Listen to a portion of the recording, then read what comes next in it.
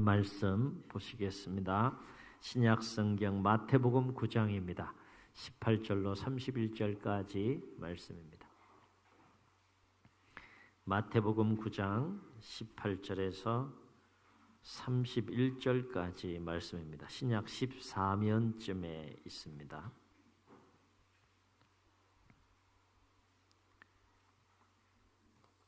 교독하시겠습니다. 예수께서 이 말씀을 하실 때에 한 관리가 와서 절하며 이르되 내 딸이 방금 죽었사오나 오셔서 그 몸에 손을 얹어 주소서. 그러면 살아나겠나이다 하니 12해 동안이나 혈루증으로 앓는 여자가 예수의 뒤로 와서 그 긋옷가를 만지니 예수께서 돌이켜 그를 보시며 이르시되 딸아 안심하라 내 믿음이 너를 구원하였다 하시니 여자가 그 즉시 구원을 받으니라.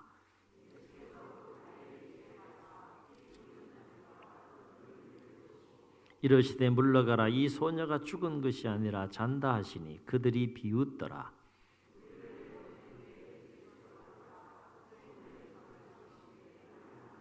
그 소문이 그 온 땅에 퍼지더라.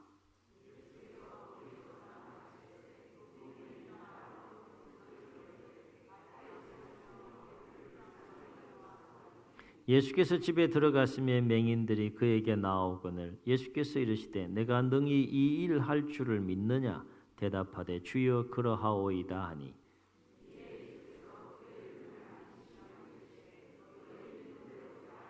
그 눈들이 밝아진지라. 예수께서 엄히 경고하시되 삼가 아무에게도 알리지 말라 하셨으나 그들이 나가서 예수의 소문을 그 온 땅에 퍼뜨리니라. 아멘. 우리가 삶을 살다가 보면 때로는 우리를 절망케 하는 삶의 문제를 만날 때가 있죠. 오늘 우리가 읽은 말씀 속에 등장하는 사람들도 절망 중에 있던 사람들이었습니다. 오늘 이야기의 주인공인 네 사람을 만날 수 있는데 첫 번째 사람은 죽은 딸을 앞에 둔 한 아버지이고 두 번째 사람은 12년 동안이나 혈루증을 앓는 한 여인에 관한 이야기이고 또 두 사람은 앞을 보지 못하는 두 맹인에 관한 이야기가 되겠습니다. 오늘 말씀 보게 되면 이 네 사람이 맞이한 그 상황은 일반적으로 우리가 맞이할 수 있는 그런 어려움의 상황이 아니라 보다 특별한 어려움의 상황 속에 놓여 있는 사람들이었던 것을 보게 됩니다. 여러분 한번 생각해 보세요. 사랑하는 딸이 죽었어요. 그 아비의 마음이 얼마나 아프고 또 얼마나 힘들겠는가라고 하는 거죠. 시간의 순서대로 따진다면 부모가 먼저 세상을 떠나야 되는 건데 사랑하는 딸이 먼저 죽었어요. 그 마음을 어떻게 알겠어요? 1, 2년도 아니고 무려 12년 동안이나 여인으로서는 치명적인 질병이라고 할 수 있는 혈루증을 앓던 그 여인, 육체적인 고통은 말할 것도 없거니와 그 혈루증으로 인하여서 정신적으로 겪어야 했던 그 고통을 어찌 다 헤아릴 수 있겠습니까? 동일한 내용을 기록한 마가복음 5장 25절 26절에 보게 되면 이 혈루증에 관한 여인에 관한 그 소개를 좀 더 자세하게 하는 것을 보게 되는데 이 여인은 이 질병을 고치기 위해서 많은 의사들을 만났다라고 했어요. 그런데 못 고치는 거예요. 그래서 많은 의사들을 만남으로 많은 괴로움을 받았다라고 했습니다. 그 과정 속에 가지고 있는 재산을 다 소진했다라고 했어요. 그러나 아무 효험이 없는 것은 물론이거니와 오히려 그 병세가 더 중하여졌더라라고 그렇게 소개합니다. 두 눈이 있지만 아무것도 보지 못하는 그 두 맹인의 그 심정과 그 삶의 그 고통을 어떻게 우리가 다 헤아릴 수 있겠는가라고 하는 것이죠. 분명히 눈이 있는데 보지 못하는 거예요. 볼 수 있는 모든 사물을 시원하게 볼 수 있는 것이 하나님의 은혜이고 축복인 줄로 믿습니다. 감사할 수 있기를 주의 이름으로 축원합니다. 그야말로 오늘 등장하는 네 사람의 삶의 정황을 보면 그야말로 한결같이 다 절망적이에요.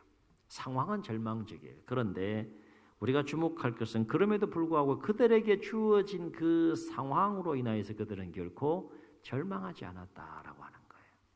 오늘 이것이 우리에게 도전이 되는 부분입니다. 분명히 상황은 절망적이에요. 딸이 죽었으니까. 12년 동안 아팠으니까.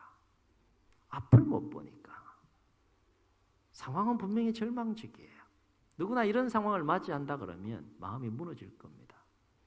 그런데 오늘 말씀 속에 이야기 속에 등장하는 이 네 사람은 그럼에도 불구하고 그 상황 때문에 절망하지 않았다는 거예요. 그렇다면 과연 그들이 절망할 수밖에 없는 상황 속에서도 결코 절망하지 않은 까닭은 무엇일까? 예, 그렇습니다. 그들에게 주어진 그 절망적인 상황을 능히 이길 만한 한 가지 분명한 믿음이 있었다는 거예요. 그 믿음이 뭘까요? 한번 따라해 보시겠습니다. 예수님에 대한 믿음. 아멘. 이 네 사람의 마음속에는 예수님에 대한 믿음이 있었다라고 하는 거예요. 우리가 여기서 깨닫게 되는 한 가지 중요한 영적인 진리는 우리 안에 예수님에 대한 믿음이 생기면 우리가 어떤 절망적인 상황 속에 놓인다 할지라도 결코 절망하지 않는 삶을 살게 되는 은혜를 누리게 된다는 겁니다. 아멘. 다시요. 우리 안에 예수님에 대한 믿음이 생기면 삶을 살아가면서 때로는 감당할 수 없을 것 같은 그 엄청난 절망적인 상황에 내가 놓인다 할지라도 우리 안에 있는 그 예수님에 대한 믿음으로 말미암아 그 절망을 넉넉하게 이기는 삶을 살게 된다는 거예요. 오늘 이 네 사람에 관한 이야기는 오늘 우리에게 그 메시지를 들려주고 있다라고 하는 것이죠. 왜냐하면 우리 안에 예수님에 대한 믿음이 생기면 그 믿음으로 말미암아 모든 절망을 이길 수 있는 희망이 생기기 때문인 줄로 믿습니다. 체험할 수 있기를 주의 이름으로 축원합니다. 예수님으로 말미암아서 그 예수님에 대한 믿음을 가진 자의 심령 가운데 무엇이 생긴다는 거예요? 절망을 이길 수 있는 희망이 생긴다는 거예요. 그렇다면 오늘 말씀에 등장하는 세 사람이 가진 이 예수님에 대한 믿음은 뭐냐? 그렇습니다. 예수님이라면 내 인생의 모든 절망적인 문제를 능히 해결해 줄 수 있는 분이시다라고 하는 믿음이 이 네 사람 마음속에 있었다는 거예요. 놀라운 믿음 아닙니까? 이것이 저와 여러분에게도 동일한 믿음이 될 수 있기를 주의 이름으로 축원합니다. 가만히 생각해 보세요. 저도 말씀을 준비하면서 얼마나 많이 들었던 내용이에요. 내용 자체는 다 아는 거잖아요. 그런데 삶의 문제를 놓고 가만히 생각해 볼 때 목사인 제 마음속에도 과연 이 네 사람이 가졌던 그 예수님에 대한 믿음이 있는가 점검하게 되더라고요. 예수님을 믿는 사람들이 그 마음속에 예수님에 대한 믿음이 없다고 한번 생각해 보세요. 얼마나 불행한, 얼마나 예수님 보시기에 안타까운 그런 삶을 살아가겠습니다. 그래서 죽은 딸의 아버지는 예수님을 찾아와서 뭐라고 고백했습니까? 18절 보세요. 내 딸이 방금 죽었사오니 오셔서 그 몸에 손을 얹어 주소서. 그러면 어떻게 된다고요? 살아나겠나이다. 여러분, 이 죽은 딸의 아버지의 이 행위가 이해가 되세요? 죽은 딸이 예수님 앞에 나와서 고백하는 이 고백이 여러분 이해가 되세요? 딸이 죽었어요. 슬퍼요. 힘들어요. 그래도 죽었으니까 상식적으로 생각해 보면 예수님 찾아와서 장례를 잘 집례해 달라거나 우리가 일반적으로 생각하는 그렇게 이야기가 흘러가는 것이 아니라 오늘 보면 이 죽은 딸의 아버지는 예수님 찾아와서 뭐라고 고백하며 이야기하는가 하면 내 딸이 방금 죽었사오니 오셔서 그 몸에 손을 얹으소서. 그러면 살아나겠나이다. 여러분은 이 죽은 딸의 아버지의 고백이 상식적으로 이해가 가십니까? 예, 상식으로는 쉽게 이해할 수 없는 고백이에요. 왜냐하면 죽은 딸의 아버지는 이 죽은 딸의 아버지의 고백은 상식을 뛰어넘는 믿음의 고백이었기 때문에 그래요. 상식의 세계와 믿음의 세계는 다른 겁니다. 한번 생각해 보세요. 믿음으로 고백한 것을 어떻게 상식적으로 이해할 수 있겠어요? 믿음의 세계에 대하여서 믿음으로 일어날 수 있는 일들에 대하여서 믿음으로 고백한 것을 어떻게 상식으로 이해할 수 있겠느냐? 그렇습니다. 믿음의 고백은 오직 그 믿음의 고백이 믿어질 때 이해되어지는 줄로 믿습니다. 이해되어져서 믿어지는 것이 아니라 믿어질 때 이해가 되는 거예요. 순서가 달라요. 그렇다면 혈육적 여인은 예수님에 대하여 어떤 믿음을 가졌습니까? 21절 보세요. 이는 제 마음에 그 겉옷만 만져도 구원을 받겠다 하매라. 무슨 얘기입니까? 12년 동안 도무지 자기가 할 수 있는 모든 것들은 다 해봤는데 해결이 안 되는 거예요. 그런데 어느 날 예수님에 관한 소문을 듣게 됩니다. 그리고 와서 이 여인이 할 수 있는 최대한 용기를 내서 막 불쌍히 해달라고 부르짖고 그렇게 할 수는 없고, 어쨌든 자신이 할 수 있는 막 최대한 용기를 내서 한 행동이 뭐예요? 내가 저 예수님의 옷자락만 만져도 이 혈류의 근원이 반드시 치유되고 회복될 거라는 믿음을 가지고, 그런 마음을 가지고 예수님의 옷자락을 만졌다는 겁니다. 한번 생각해 보세요. 상식적으로는 도저히 이해할 수 없는 여인의 믿음의 행동이에요. 여러분, 예수님의 옷자락을 만지는 것하고 이 혈류병이 낫는 거하고 무슨 상관이 있어요? 예수님의 옷자락을 만지는 것하고 혈류병이 이 치유되는 것하고 무슨 상관이 있냐고. 상식적으로 보면 아무 상관이 없어요. 아무 상관없어요. 그러나 여인에게 있어서 예수님의 옷자락을 만지는 행위는 단순히 옷자락을 만지는 행위가 아니라 내가 저 옷자락을 만지면 반드시 치유함을 받는다는 믿음의 행위였다는 거예요. 그래서 예수님은 이 여인의 믿음을 보시고 뭐라고 말씀하셨습니까? 22절 보세요. 따라 안심하라. 내 믿음이 너를 구원하였다. 그렇게 말씀하세요. 사랑하는 성도 여러분, 두 맹인은 예수님에 대해 어떤 믿음을 가졌습니까? 28절 보면 예수님을 찾아와서 다윗의 자손 예수여 나를 불쌍히 여기소서 부르짖었을 때에 예수님께서 두 맹인을 향하여서 뭐라고 질문하셨는가 하면 이렇게 질문하세요. 28절 보세요. 예수께서 이르시되 내가 능히 이 일을 할 줄을 믿느냐. 한번 따라해 보시겠습니다. 내가 능히 이 일을 할 줄을 믿느냐. 여러분 어떻게 대답하시겠어요? 여러분이라면 어떻게 대답하시겠어요? 못 보는 사람들이. 그런데 이 두 맹인은 어떻게 대답했는가 하면 조금도 의심 없이 이렇게 예수님께 대답해요. 주여 그러하오이다. 주여 그러하오이다. 믿음으로 고백하는 거예요. 이때 예수님께서 두 맹인에게 하신 말씀이 뭡니까? 29절이요. 이에 예수께서 그들의 눈을 만지시며 이르시되 따라해 보시겠습니다. 너희 믿음대로 되라. 아멘. 아멘. 계속해서 확고한 예수님에 대한 분명한 믿음을 가지고 예수님께 나오는 이 네 사람의 그 믿음의 행동을 우리는 이야기를 통해서, 오늘 사건을 통해서 만나게 됩니다. 그런데 놀라운 사실은 오늘 우리가 만나는 예수님은 이러한 세 사람의 믿음을 보시고 실제적으로 그들의 절망적인 그 삶의 문제를 해결해 주셨다는 거예요. 미안하다. 너희들의 그 상황이 참 딱한 건 내가 아는데 내가 너희들의 그 상황을 들어줄 만큼 능력이 부족한 사람이니까 미안하다. 그렇게 하지 않으셨어요. 죽은 딸이건 12년 동안 앓던 질병이든 못 보던 눈이든 실제적으로 그들의 믿음을 보시고 그들의 그 절망적인 삶의 문제를 해결해 주셨다는 것. 무슨 얘기입니까? 예수님은 결코 무능한 분이 아니셨다는 거예요. 여러분, 우리가 신앙생활하면서 분명히 기억해야 될 것은 나는 무능할 수 있어요. 나는 연약할 수 있어요. 나는 한계를 지닌 존재예요.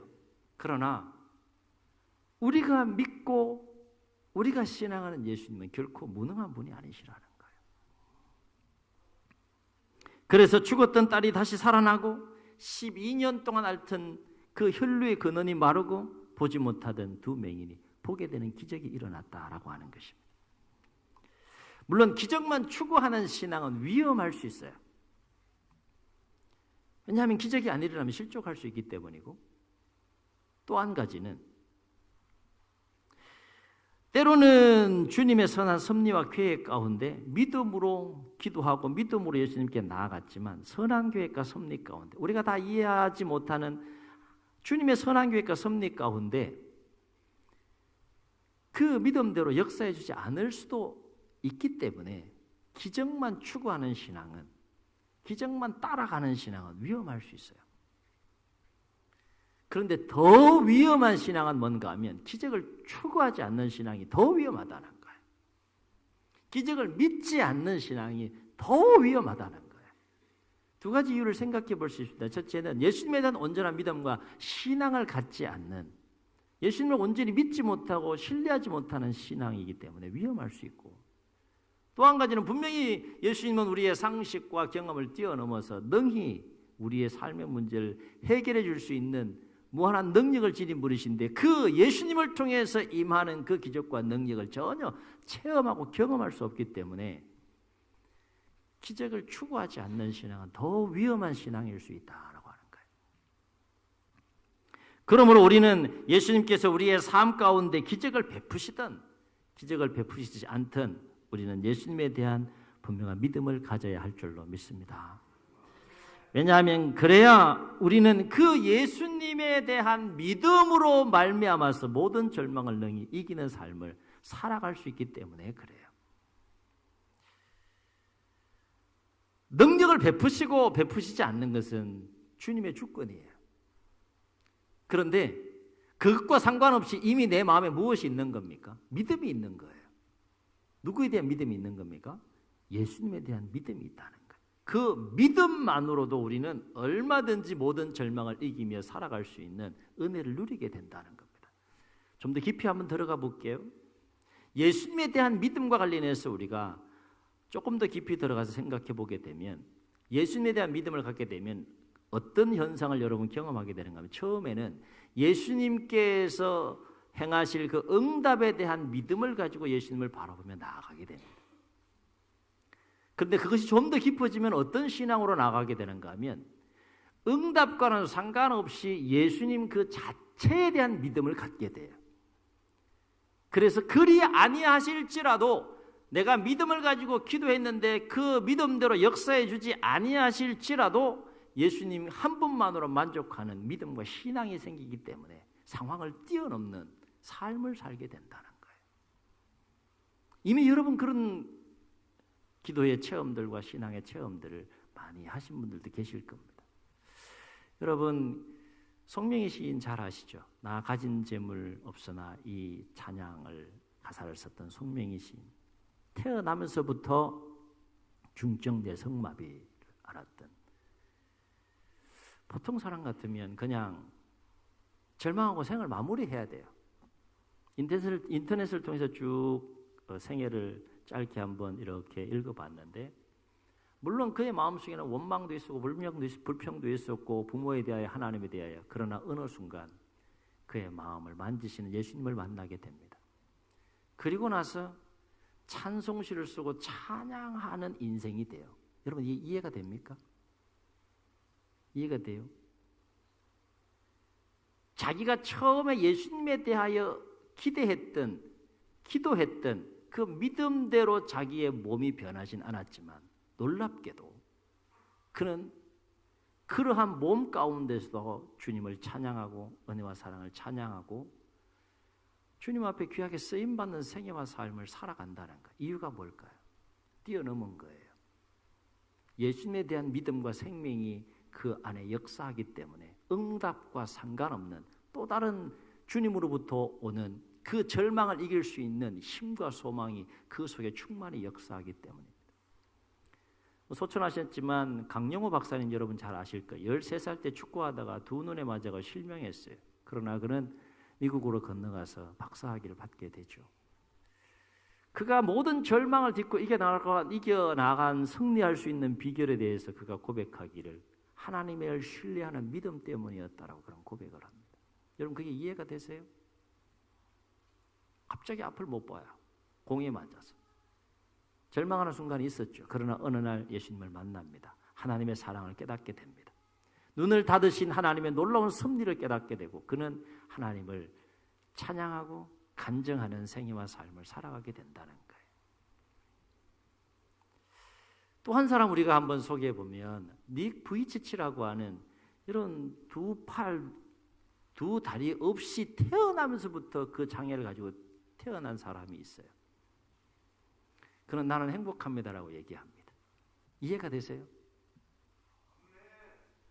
아멘. 그게 이해가 되시냐고. 상식적으로 이해가 안 가는 거예요. 나는 행복합니다. 그러면서 그는 하나님의 사랑과 예수님의 사랑을 전하는 전도사로서의 지금 귀하게 쓰임받는 생애와 삶을 살아가고 있습니다. 예수님에 대한 믿음을 가지고 처음에는 내가 기대하는 삶을 기대하고 그 믿음을 가지고 예수님 앞에 나아갔지만 그 몸이 뭐 이렇게 팔이 나오고 이렇게 발이 나오고 그렇게 역사해 주진 않으셨어요. 그럼에도 불구하고 그 심령 속에 예수님이 찾아가 주셔서 생명을 불어넣어 주시고 그 은혜와 사랑을 깨닫게 함으로 말미암아서 그 한계를 뛰어넘는 겁니다.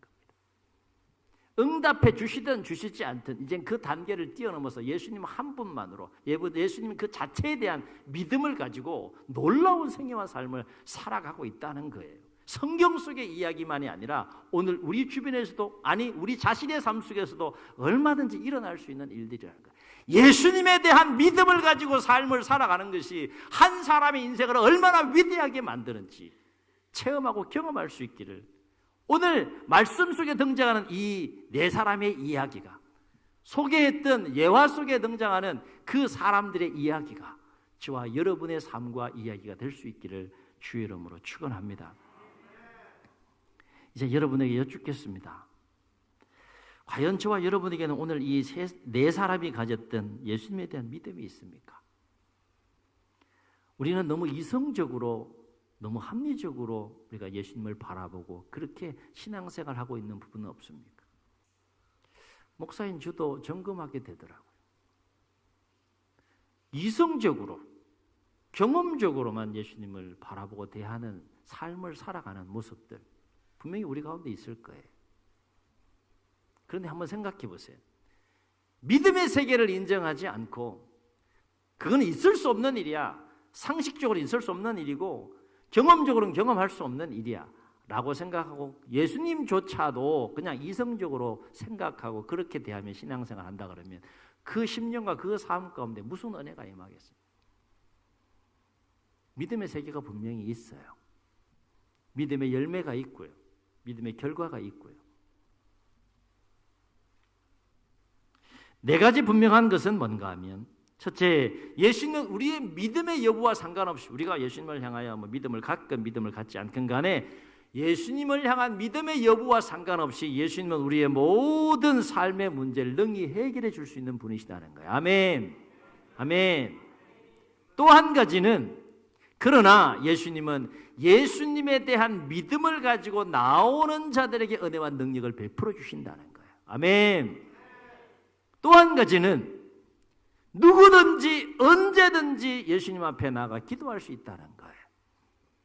또 한 가지는 오늘도 예수님을 통해 기적은 일어난다는 겁니다. 아멘.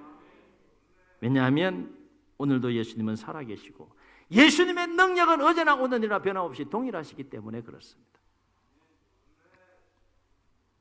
사랑하는 성도 여러분, 오늘 나를 절망케 하는 삶의 문제가 있습니까?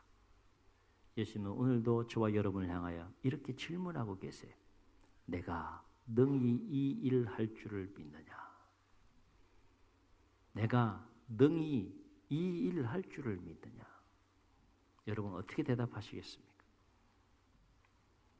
바로 없기는 우리의 이성을 넘어서 우리의 경험을 넘어서 예수님에 대한 온전한 믿음을 가지고 예수님께 나아가 기도하고 간구함으로 모든 절망을 넉넉하게 이기고 승리케 하시는 그 주님의 은혜를 체험하고 경험하며 승리하는 우리 모두가 될 수 있기를 주의 이름으로 축원합니다. 축원합니다. 우리 말씀을 기억하시면서 우리 함께 찬양하시고 통성으로 기도하시겠습니다. 주님 바라보시면서 우리 찬양합시다.